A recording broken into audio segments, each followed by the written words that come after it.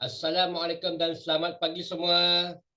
Hari ini 22 hari bulan 8 2022, hari ke-8 hari ke-8 kita semua berclean night. Kita berclean night, tahniah kepada anda semua yang masih setia bersama program SSF Clean Night. Jadi didoakan anda semua berada dalam keadaan sihat sejahtera kerana 8 hari kita berclean night, jadi kita punya tubuh, kita punya situasi kondisi badan makin hari makin mantap sepatutnya kerana kita dah 8 hari kita mengatur kembali kita punya cara pemakanan yang betul, yang tepat.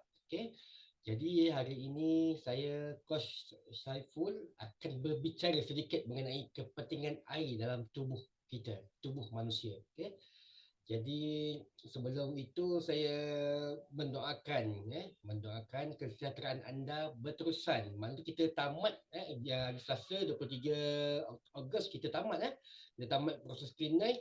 Jadi kita punya cara, maksud kita punya pemakanan, lifestyle kita sepanjang clean night ni kita akan berterusan sehinggalah bila-bila. Jangan kita lepas tamat clean night, hari ke-10 tu dah bukan hari clean night, kita baham, kita balas dendam kita makan kau-kau jangan. Jadi kita teruskan lifestyle pemakanan kita, cara pemakanan kita ni sangat penting untuk apa ia memberi impak kepada kita punya kesihatan luaran dan dalaman. Hari ini saya akan berbicara sedikit saya akan berkongsi mengenai kepentingan air kepada tubuh badan kita. Kita terus kepada slide. Sebentar. Saya ambil sedikit masa tuan-tuan, puan-puan jadi kita dapat semua sikit kita kongsi sedikit ilmu yang di mana air dan peranan ni di dalam badan kita, di dalam tubuh badan kita. Kadang-kadang kita cakap kan nak minum air ni 8 gelas sehari pun agak sukar. Jadi kat dalam ni pun saya akan terangkan saya akan terangkan sedikit cara-cara untuk kita mudah menghabiskan air 8 gelas satu hari itu. Kemudian kita tanya, macam mana kita nak tentukan berapa kuantiti air, maksud berapa liter air satu hari kita perlu minum. Kat dalam ni insya-Allah saya akan terangkan juga sedikit tentang perkara tersebut. Air ini merupakan komponen terbesar di dalam badan kita kerana 60 hingga 70% komposisi berat badan kita terdiri daripada air. Sebagai individu dewasa, 60 ke 70% komposisi air ada di dalam berat badan kita. Jadi kita bayangkanlah kalau kita punya berat 100 kilo, maksud 70 kilo tu insya-Allah air. Maksud air itu amat penting.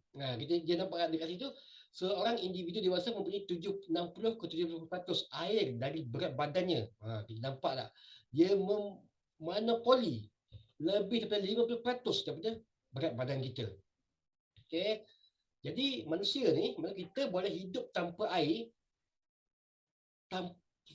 tak boleh lebih daripada 72 jam. Bayangkan. Tetapi tanpa makanan, kita boleh survive lagi selama tempoh 92 hari.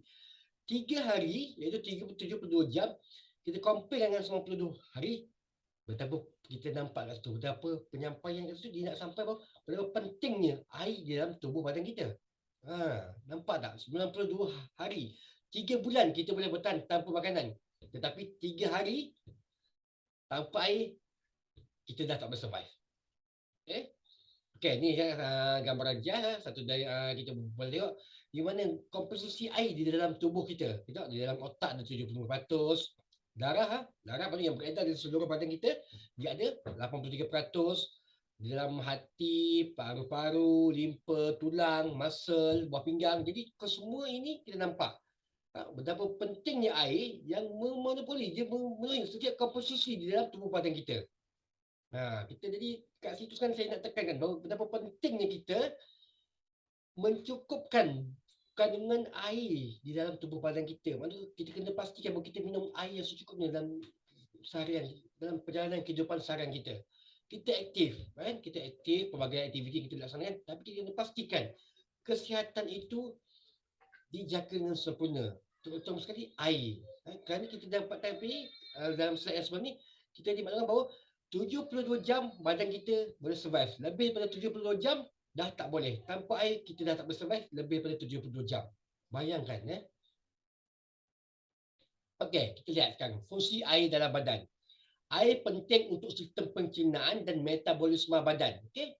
Jadi bila kurangnya air di dalam badan, sistem pencernaan tu tak cantik. Okay? Bila tak cantik, itu yang kita ada penyakit seperti masalah buasir, masalah sembelit. Itu masalah tu nampak datang. Kita pun sebab kita kurang minum air, tapi kita tak perasan bahawa kita kurang minum air. Jadi perkara itu datang. Jadi kita pergi apa ni, cek doktor cakap okey, kita ada masalah ni, masalah ni. Padahal masalah itu bermulanya masalah tersebut apabila kita kurang minum air. Kemudian proses metabolisme badan, kerana air ini merupakan salah satu bahan yang perlu ada untuk proses pembakaran. Kenapa perlu ada proses pembakaran? Sebab apa? Ini mengganti tenaga yang telah kita gunakan sepanjang seharian kita beraktiviti. Lihat. Itu yang pertama pun kita dah nampak betapa pentingnya fungsi air dalam badan. Okey, yang kedua, pembentukan sel-sel baru, memelihara dan menggantikan sel-sel yang rosak. Bayangkan okay, kita lihat di sini dalam tempoh 1 hari, badan kita akan membentuk sebanyak 300 bilion sel bukannya 300 ataupun 300 ribu ataupun 300 saja dia 300 bilion di mana setiap jam kira-kira 20 juta sel akan dibentuk setiap minit 1 minit 20 juta sel akan dibentuk. Bayangkan 300 bilion 300 bilion dan setiap 1 minit 20 juta sel akan dibentuk. Jadi ia memerlukan air yang cukup. Proses ini untuk pembentukan sel ini memerlukan air yang cukup untuk menggantikan sel yang rosak, untuk buat sel baru, untuk memelihara sel yang sedia ada. Bayangkanlah pada hari itu kita kurang air dan sel yang terbentuk hanyalah 1 bilion. Jadi itu kita tak stabil. Ya, sel badan kita dah lah rosak. Kemudian bentuk sel baru, ia tidak dipelihara.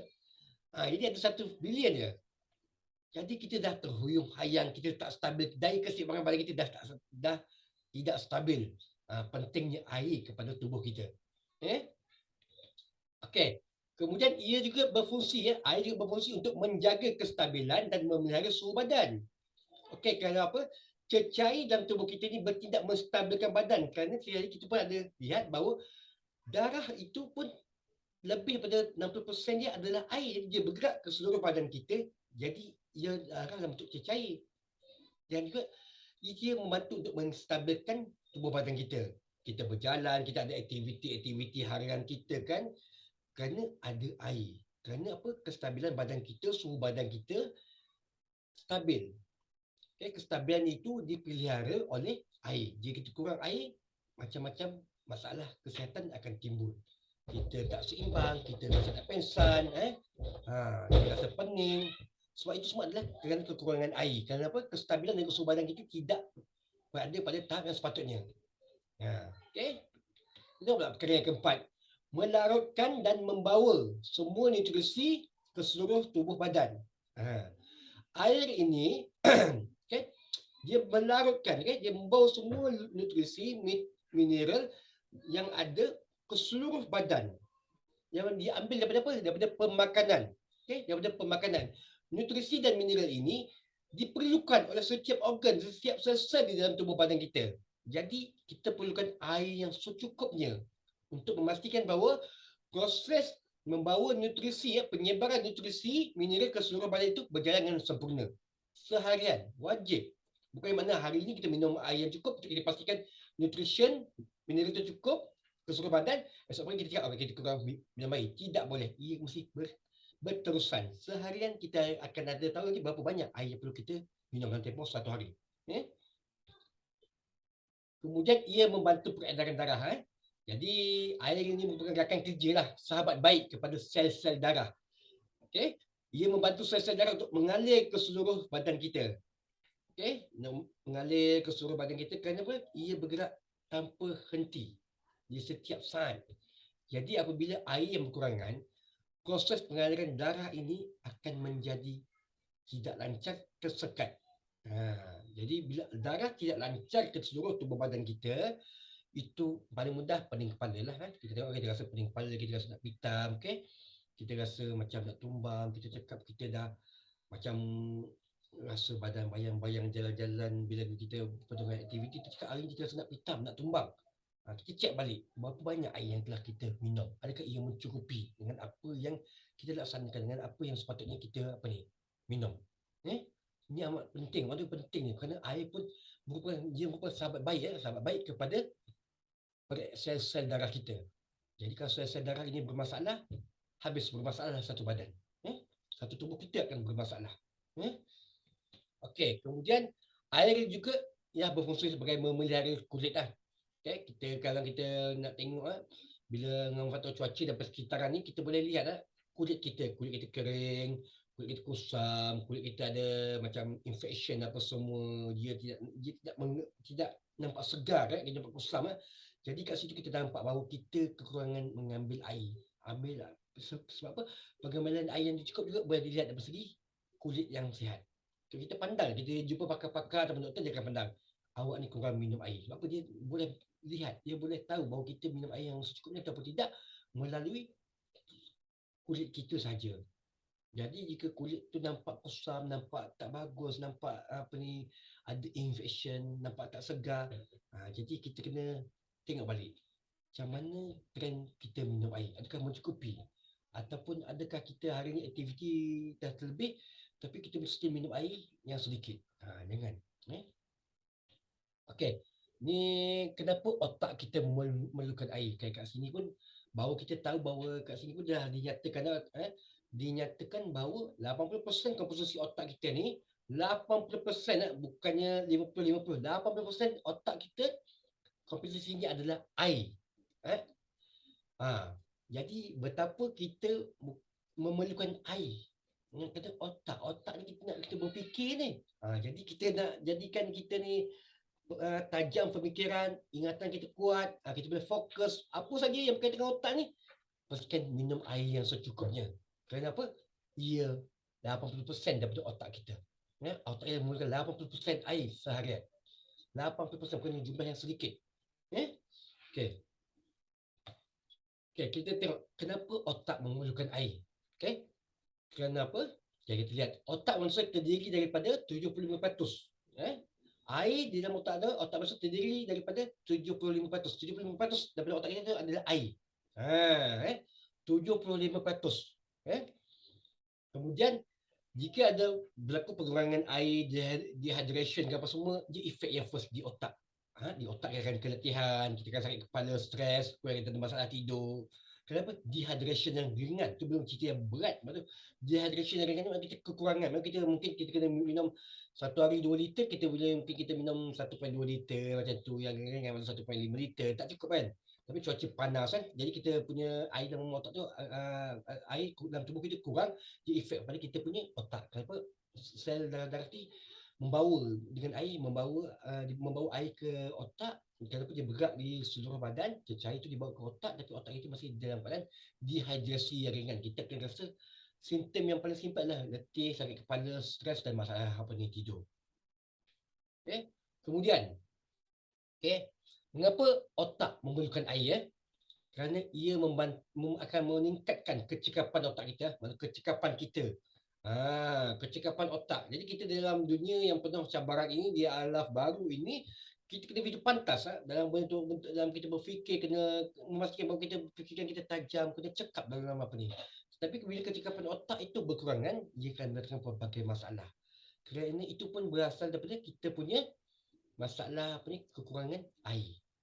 Kerana di sini dinyatakan bahawa dehidrasi akan menurunkan konsentrasi, maksudnya kita punya fokus lah, dan perubahan emosi dan mempengaruhi memori. Ini semua otak ni merupakan salah satu organ yang paling antara organ yang amat penting ni.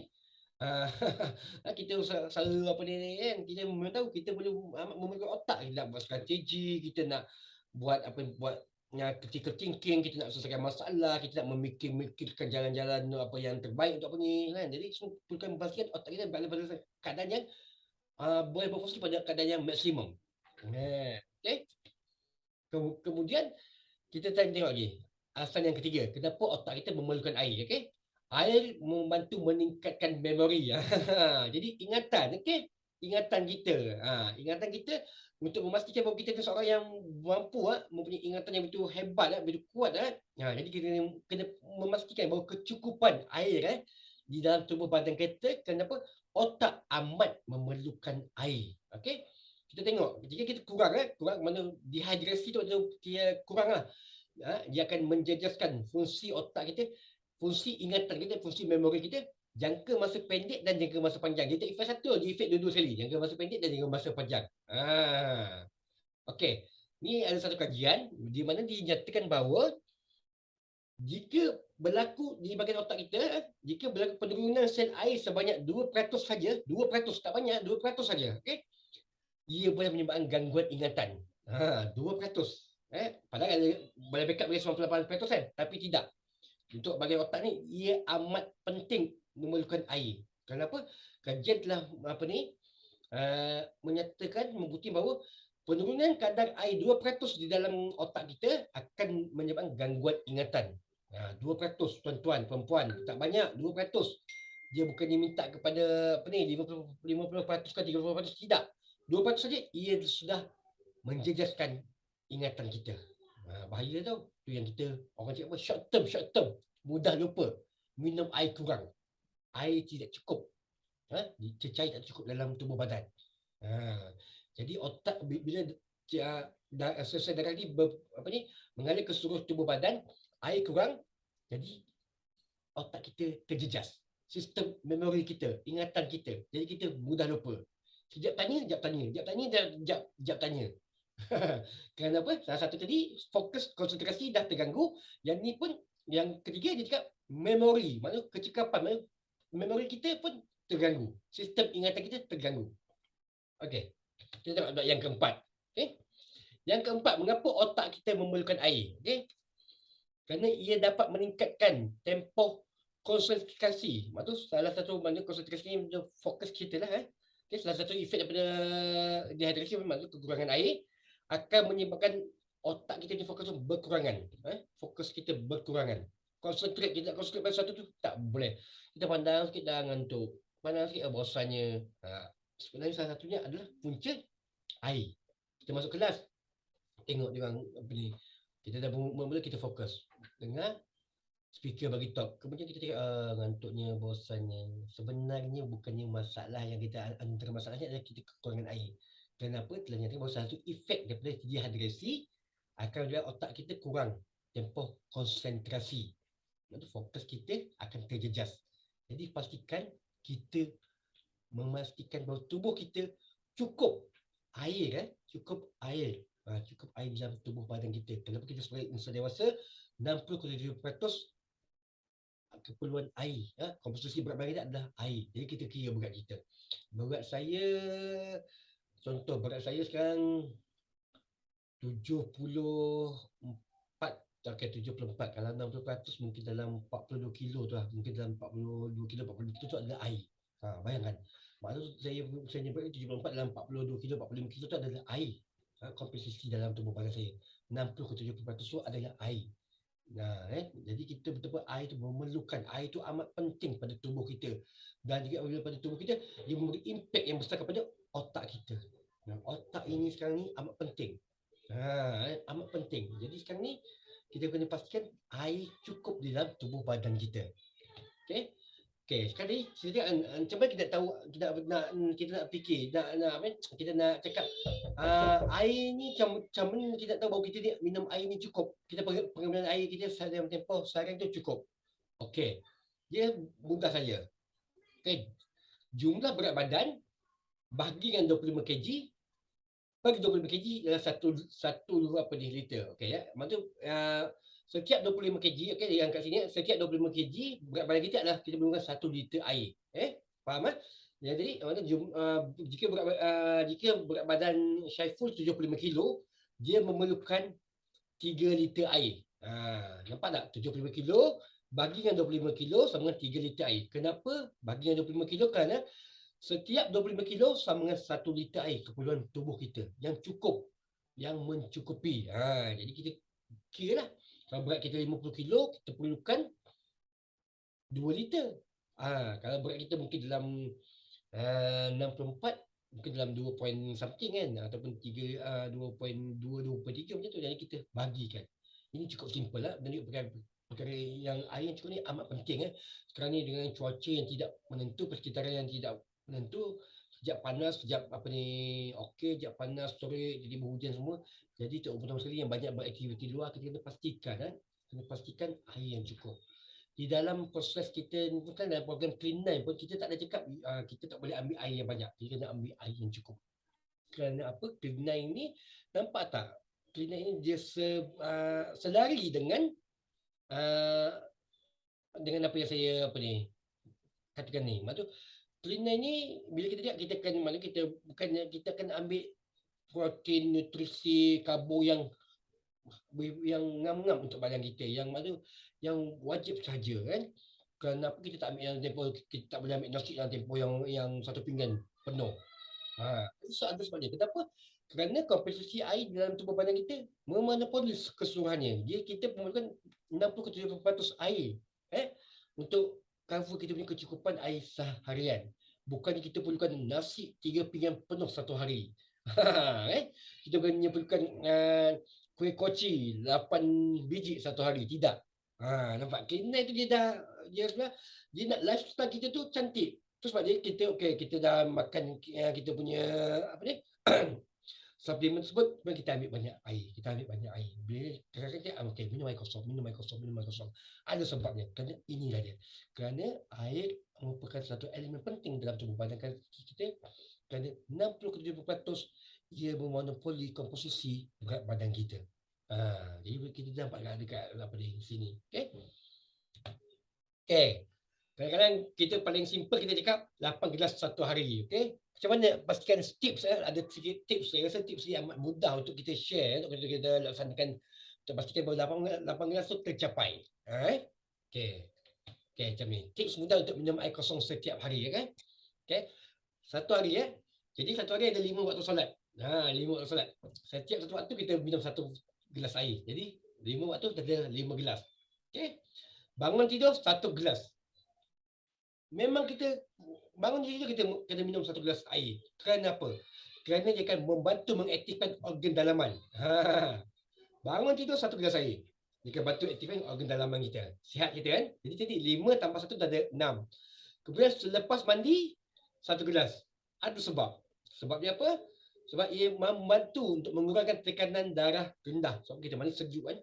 Jadi time tu kita mandi air ada yang mandi 1/2 jam. Jadi jadi dia bersubadan makin rendah kan. Tekanan darah makin ni. Sebab apa? Air dah terlampau ni dia mandi terlampau lama jadi dia punya tekanan darah tu jadi kita bantu dulu, kita backup sebelum dia naik balik kan. Okay. Kemudian satu gelas sebelum tidur. Yang ni amat penting amat penting dan segelas sebelum tidur. Kenapa? Ia mengelakkan stroke dan serangan jantung pada waktu malam. Okay. Kadang-kadang kita ini pun satu langkah pencegahan ingatan kepada kita semua. Sebelum tidur ambil satu gelas air. Ini sebagai satu ikhtiar kita lah, usaha kita untuk kita tak nak perkara tidak diingini berlaku. Kadang-kadang kita banyak dengar cerita kan, banyak dengar cerita, berita di media sosial tu ada bangun-bangun tidur terus kena stroke. Okey. Meninggal dalam tidur. Kenapa? Serangan jantung. Jadi kita cuba kita bantu, kita ambil air satu gelas sebelum tidur. Jadi 5 waktu solat 5 gelas, 1 gelas waktu tidur, kemudian 1 gelas selepas mandi dan 1 gelas sebelum tidur. Alhamdulillah cukup 8 gelas satu hari. Okey. Okay, jadi setakat ini perkongsian saya. Saya harap apa yang saya sharing pada hari ini memberi manfaat kepada anda semua untuk anda kekal sihat dan berterusan sehinggalah sihat luaran sihat dalam mana. Dalam program Clean Night ini kita ingat kita bukannya tamat pada hari ke-9 tersebut, tetapi gaya, maksud cara kita, lifestyle kita dalam segi apa ni sepanjang Clean Night ini, pemakanan terutama sekali kita continue, kita bawa sehinggalah sampai bila-bila. So kita nak ubah, kita sihat dan terus sihat dan seterusnya apa sihat. Kita nak pastikan nutrisi pada badan kita, mineral pada badan kita mencukupi. Okey, bukan kita masukkan toksik dalam badan kita. Okey, kita nak sihat dan terus sihat. Bukan bermakna kita dihalang bukan bermakna lepas program Clean Night, okey dah tak boleh makan kuih koci. Masih boleh makan kuih koci tapi ada had dia. Tapi kita dah diajar oleh kos-kos kita, diterangkan oleh sahabat-sahabat kita macam mana kita nak siapkan apa ni makanan menu-menu yang sihat. Jadi kalau untuk ambil makanan-makanan yang seperti kuih koci ke apa semua kek ke masih boleh, tapi kita dah tahu berapa kuantiti yang diperlukan untuk kita. Jadi kita akan terus sihat dan terus sihat dan terus sihat. Okey. Okey semua. Assalamualaikum. Jumpa lagi.